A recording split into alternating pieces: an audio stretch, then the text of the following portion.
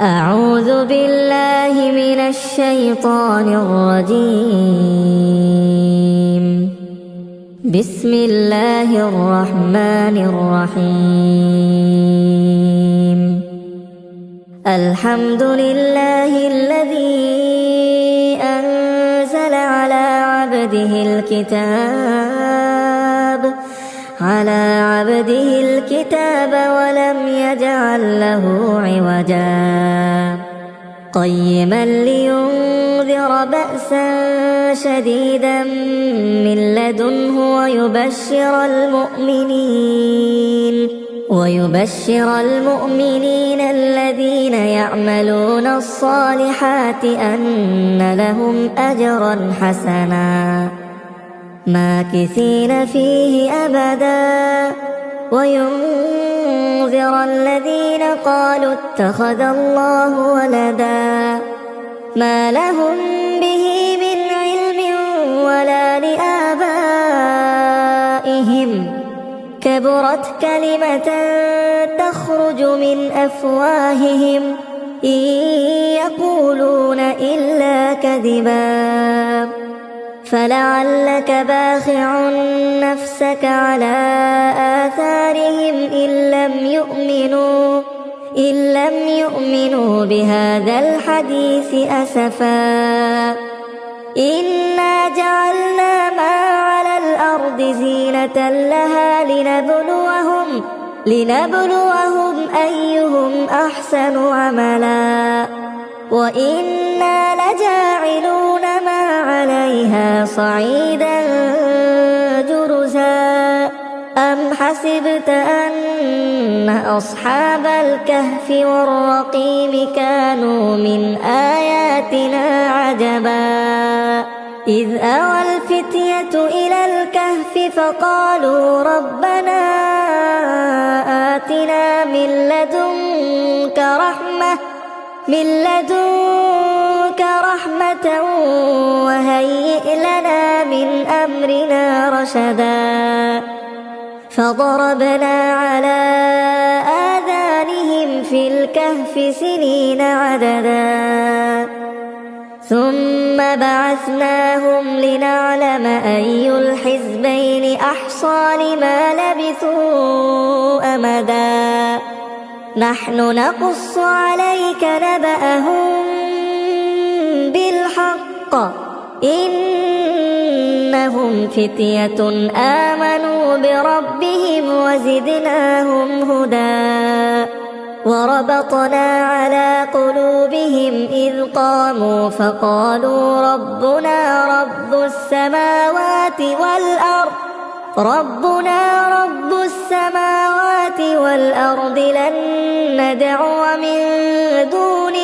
لن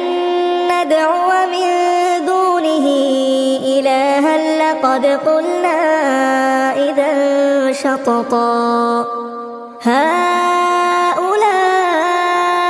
قومنا اتخذوا من دونه آلهة لولا يأتون عليهم بسلطان بين فمن أظلم ممن افترى على الله كذبا وإذ اعتزلتموهم وما يعبدون إلا الله فأووا إلى الكهف ينشر لكم ربكم من رحمته ويهيئ لكم من أمركم مرفقا وترى الشمس إذا طلعت تزاور عن كهفهم ذات اليمين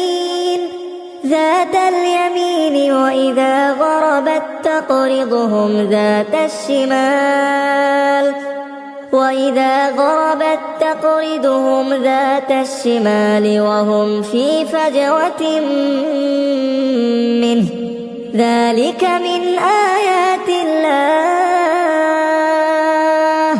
من يهد الله فهو المهتد ومن يضلل فلن تجد له وليا مرشدا وتحسبهم أيقاظا وهم رقود ونقلبهم ذات اليمين وذات الشمال وكلبهم باسط ذراعيه بالوصيد لو اطلعت عليهم لوليت منهم فرارا ولملئت منهم رعبا وكذلك بعثناهم ليتساءلوا بينهم قال قائل منهم كم لبثتم قالوا لبثنا يوما أو بعض يوم قالوا ربكم أعلم بما لبثتم فابعثوا أحدكم بورقكم هذه إلى المدينة فلينظر أيها أزكى طعاما فليأتكم برزق منه وليتلطف ولا يشعرن بكم أحدا إنهم إن يظهروا عليكم يرجموكم أو يعيدوكم في ملتهم ولن تفلحوا إذا أبدا وكذلك أعثرنا عليهم ليعلموا أن وعد الله حق وأن الساعة لا ريب فيها إذ يتنازعون بينهم أمرهم فقالوا ابنوا عليهم بنيانا ربهم أعلم بهم قال الذين غلبوا على أمرهم لنتخذن عليهم مسجدا سيقولون ثلاثة رابعهم كلبهم ويقولون خمسة سادسهم كلبهم رجما بالغيب ويقولون سبعة وثامنهم كلبهم قل ربي أعلم بعدتهم ما يعلمهم إلا قليل فلا تمار فيهم إلا مراء ظاهرا ولا تستفت فيهم منهم أحدا ولا تقولن لشيء إني فاعل ذلك غدا إلا أن يشاء الله واذكر ربك إذا نسيت وقل عسى أن يهديني ربي لأقرب من هذا رشدا ولبثوا في كهفهم 300 سنين وازدادوا 9 قل الله أعلم بما لبثوا له غيب السماوات والأرض أبصر به وأسمع ما لهم من دونه من ولي ولا يشرك في حكمه أحدا واتل ما أوحي إليك من كتاب ربك لا مبدل لكلماته ولن تجد من دونه ملتحدا واصبر نفسك مع الذين يدعون ربهم بالغداة والعشي يريدون وجهه ولا تعد عيناك عنهم تريد زينة الحياة الدنيا ولا تطع من أغفلنا قلبه عن ذكرنا واتبع هواه وكان أمره فرطا وقل الحق من ربكم فمن شاء فليؤمن ومن شاء فليكفر إنا أعتدنا للظالمين نارا أحاط بهم سرادقها وإن يستغيثوا يغاثوا بماء كالمهل يشوي الوجوه بئس الشراب وساءت مرتفقا إن الذين آمنوا وعملوا الصالحات إنا لا نضيع أجر من أحسن عملا أولئك لهم جنات عدن تجري من تحتهم الأنهار يحلون فيها من أساور من ذهب ويلبسون ثيابا خضرا من سندس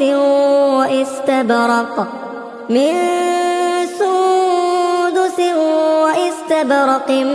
متكئين فيها على الأرائك نعم الثواب وحسنت مرتفقا واضرب لهم مثلا الرجلين جعلنا لأحدهما جنتين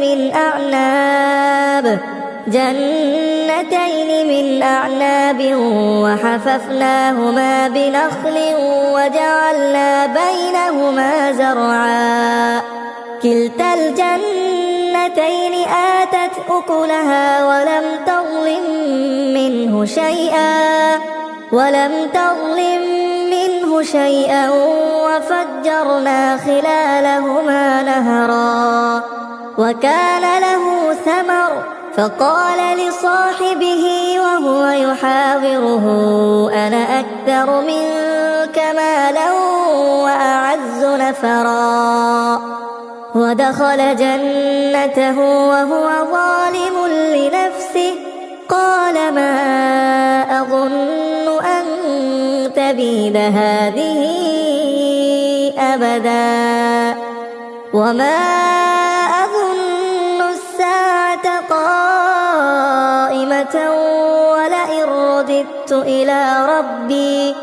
ولئن رددت إلى ربي لأجدن خيرا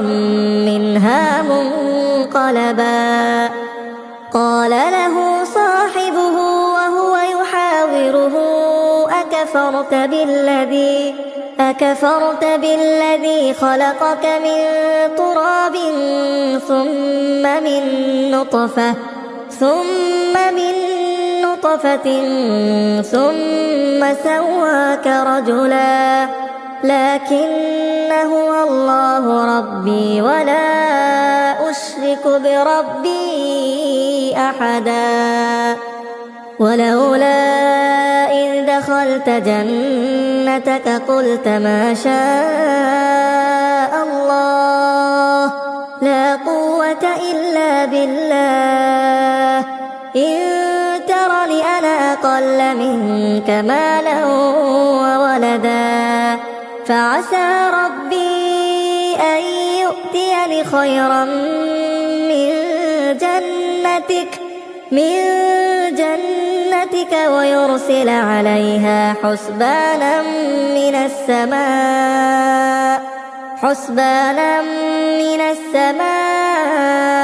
فتصبح صعيدا زلقا أو يصبح ماؤها غورا فلن تستطيع له طلبا وأحيط بثمره فأصبح يقلب كفيه على ما أنفق فيها وهي خاوية على عروشها ويقول يا ليتني لم أشرك بربي أحدا ولم تكن له فئة ينصرونه من دون الله وما كان منتصرا هنالك الولاية لله الحق هو خير ثوابا وخير عقبا واضرب لهم مثل الحياة الدنيا كماء أنزلناه من السماء فاختلط به نبات الأرض فأصبح هشيما تذروه الرياح وكان الله على كل شيء مقتدرا المال والبنون زينة الحياة الدنيا والباقيات الصالحات خير عند ربك ثوابا وخير أملا ويوم نسير الجبال وترى الأرض بارزة وحشرناهم فلم نغادر منهم أحدا وعرضوا على ربك صفا لقد جئتمونا كما خلقناكم أول مرة بل زعمتم أن لن نجعل لكم موعدا ووضع الكتاب فترى المجرمين مشفقين مما فيه ويقولون يا ويلتنا ما لهذا الكتاب لا يغادر صغيرة ولا كبيرة إلا أحصاها ووجدوا ما عملوا حاضرا ولا يظلم ربك أحدا وإذ قلنا للملائكة اسجدوا لآدم فسجدوا إلا إبليس كان من الجن ففسق عن أمر ربه أفتتخذونه وذريته أولياء من دوني وهم لكم عدو بئس للظالمين بدلا ما أشهدتهم خلق السماوات والأرض ولا خلق أنفسهم وما كنت متخذ المضلين عضدا ويوم يقول نادوا شركائي الذين زعمتم فدعوهم فلم يستجيبوا لهم وجعلنا بينهم موبقا ورأى المجرمون النار فظنوا أنهم مواقعوها ولم يجدوا عنها مصرفا ولقد صرفنا في هذا القرآن للناس من كل مثل وكان الإنسان أكثر شيء جدلا وما منع الناس أن يؤمنوا إذ جاءهم الهدى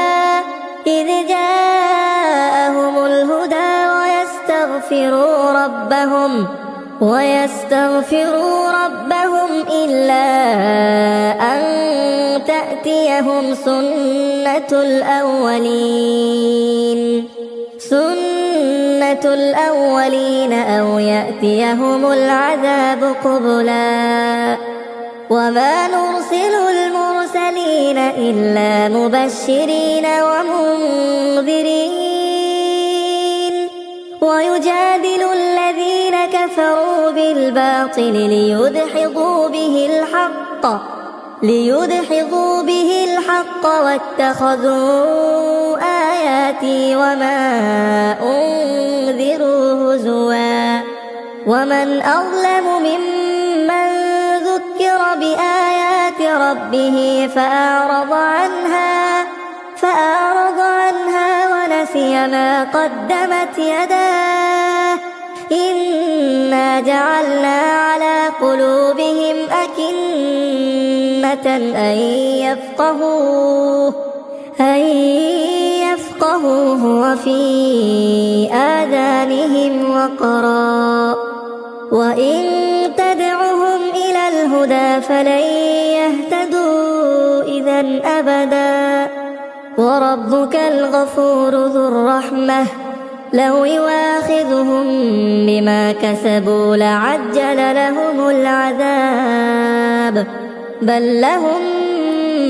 موعد لن يجدوا من دونه موئلا وتلك القرى أهلكناهم لما ظلموا وجعلنا لمهلكهم موعدا وإذ قال موسى لفتاه لا أبرح حتى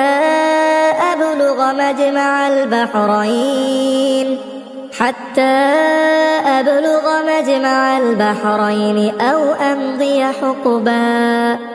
فلما بلغا مجمع بينهما نسيا حوتهما فاتخذ سبيله في البحر سربا فلما جاوزا قال لفتاه آتنا غداءنا لقد لقينا من سفرنا هذا نصبا قال أرأيت إذ أوينا إلى الصخرة فإني نسيت الحوت وما أنسانيه إلا الشيطان أن أذكره واتخذ سبيله في البحر عجبا قال ذلك ما كنا نبغ فارتدا على آثارهما قصصا فوجدا عبدا من عبادنا آتيناه رحمة من عندنا وعلمناه من لدنا علما قال له موسى هل أتبعك على أن تعلمني مما علمت رشدا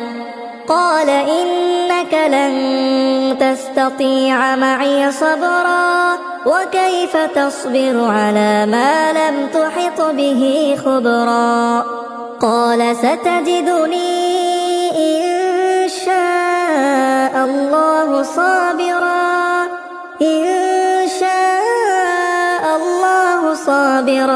ولا أعصي لك أمرا قال فإن اتبعتني فلا تسألني عن شيء حتى أحدث لك منه ذكرا فانطلقا حتى إذا ركبا في السفينة خرقها قال أخرقتها لتغرق أهلها لقد جئت شيئا إمرا قال ألم أقل إنك لن تستطيع معي صبرا قال لا تؤاخذني بما نسيت ولا ترهقني من أمري عسرا فانطلقا حتى إذا لقيا غلاما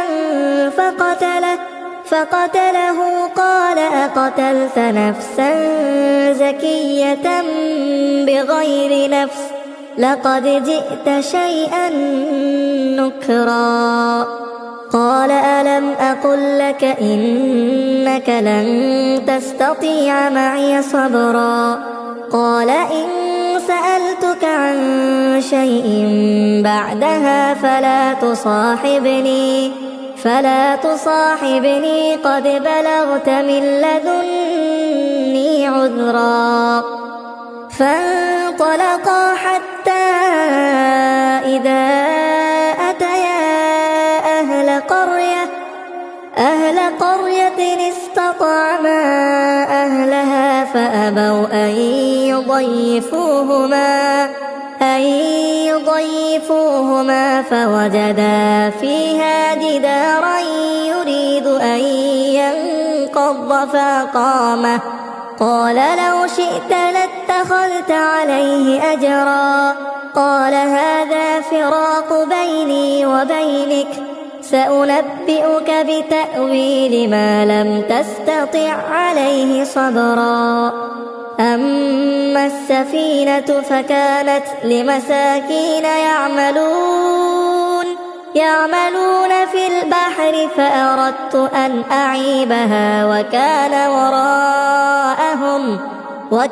وراءهم ملك يأخذ كل سفينة غصبا. وأما الغلام فكان أبواه مؤمنين فخشينا أن يرهقهما طغيانا وكفرا. فأردنا أن يبدلهما ربهما خيرا منه زكاة وأقرب رحما. وأما الجدار فكان لغلامين يتيمين في المدينة وكان تحته كنز لهما وكان أبوهما صالحا. فأراد ربك أن يبلغا أشدهما ويستخرجا كنزهما رحمة من ربك وما فعلته عن أمري، ذلك تأويل ما لم تستع عليه صبرا. ويسألونك عن ذي القرنين قل سأتلو عليكم منه ذكرا. إنا مكنا له في الأرض وآتيناه من كل شيء سببا فأتبع سببا حتى إذا بلغ مغرب الشمس وجدها تغرب في عين حمئة ووجد عندها قوما. قلنا يا ذا القرنين إما أن تعذب وإما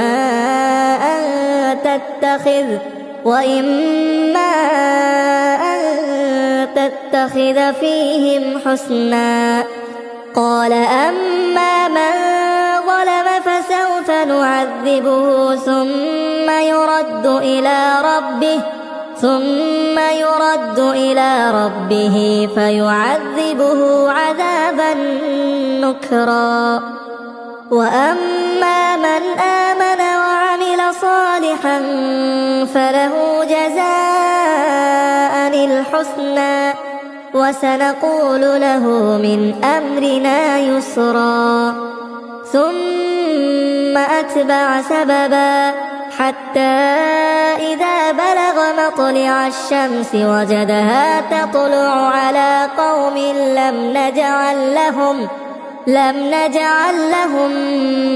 من دونها سترا. كذلك وقد أحطنا بما لديه خبرا. ثم أتبع سببا حتى إذا بلغ بين السدين وجد من دونهما قوما لا يكادون يفقهون قولا. قالوا يا ذا القرنين إن يأجوج ومأجوج مفسدون في الأرض فهل نجعل لك خرجا على أن تجعل بيننا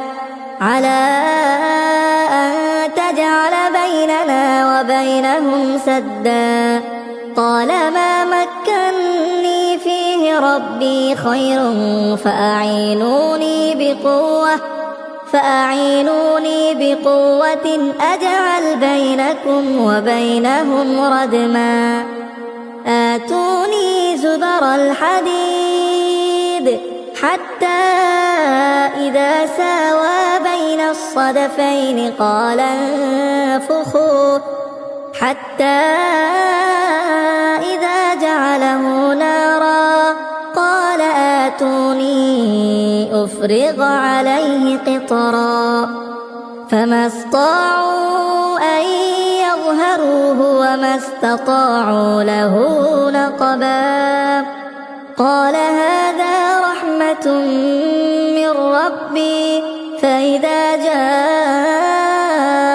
وعد ربي جعله دكا وكان وعد ربي حقا وتركنا بعضهم يومئذ يموج في بعض ونفخ في الصور فجمعناهم جمعا وعرضنا جهنم يومئذ للكافرين عرضا الذين كانت أعينهم في غطاء عن ذكري وكانوا لا يستطيعون سمعا أفحسب الذين كفروا أن يتخذوا عبادي من دوني أولياء إنا أعتدنا جهنم للكافرين نزلا قل هل ننبئكم بالأخسرين أعمالا الذين ضل سعيهم في الحياة الدنيا وهم يحسبون أنهم يحسنون صنعا أولئك الذين كفروا بآيات ربهم ولقائه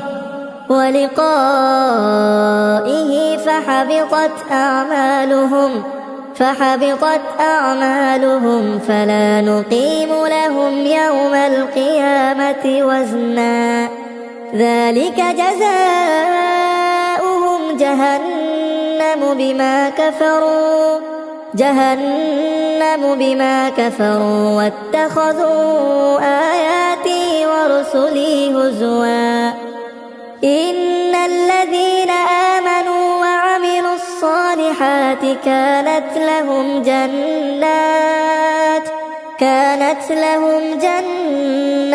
الفردوس نزلا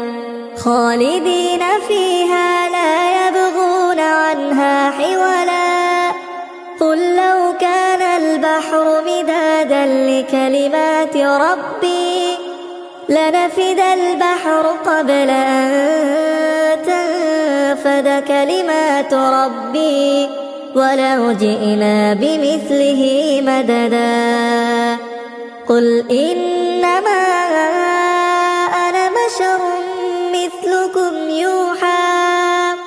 مثلكم يوحى إلي أنما إلهكم إله واحد فمن كان يرجو لقاء ربه فليعمل عملا صالحا ولا يشرك بعبادة ربه أحدا.